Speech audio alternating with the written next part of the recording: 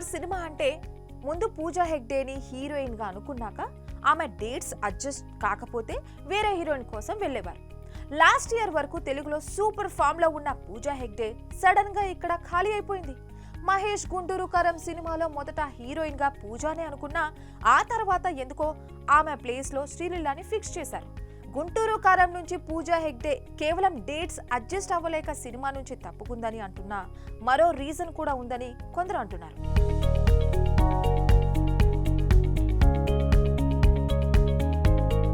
గుంటూరు కారం నుంచి ఎగ్జిట్ అయ్యాక స్టార్ సినిమాలు చాలా సెట్స్ మీదకు వెళ్తున్నా కనీసం పూజా హెగ్డే పేరు కూడా వారి నోట వినిపించడం లేదు. అప్పుడే పూజా హెగ్డే బోర్ కొట్టేసిందా లేదా ఆమెను పక్కన పెట్టేస్తున్నారా తెలియదు, కానీ పూజా హెగ్డేకి ప్రస్తుతం ఒక్కటంటే ఒక ఛాన్స్ కూడా లేదు.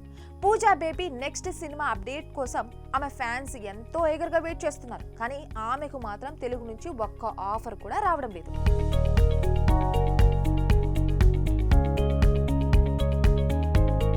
మొన్న మధ్య నాని సినిమాలో పూజా బేబీ హీరోయిన్ గా ఓకే అయినట్లు వార్తలు వచ్చినా ఆ వార్తల్లో ఎలాంటి వాస్తవం లేదని తెలుస్తుంది.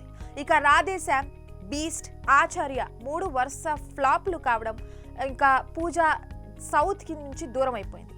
ఇక లాస్ట్ ఇయర్ బాలీవుడ్ లో చేసిన కిసికా బాయ్ కిసికా జాన్ సినిమా కూడా నిరాశపరచడంతో అక్కడ కూడా ఆఫర్లు తగ్గిపోయాయి. ప్రస్తుతం దేవా అనే హిందీ సినిమాలో నటిస్తున్న పూజ ఆ సినిమాతో తిరిగి ఫామ్ లోకి రావాలని చూస్తుంది. తెలుగు సినిమాల పాన్ ఇండియా వైడ్ గా భారీ హిట్లు కొడుతున్న ఈ టైంలో పూజా హెగ్డే ఇక్కడ అవకాశాలు రాబట్టుకోలేకపోవడం చూస్తుంటే చిన్నగా ఆమె టాలీవుడ్ కి దూరం అవుతున్నట్లు అనిపిస్తుంది. చూడాలి మరి రాబోయే రోజుల్లో పూజాకు ఏమైనా మంచి అవకాశాలు వస్తాయేమో. For more updates keep watching RTV.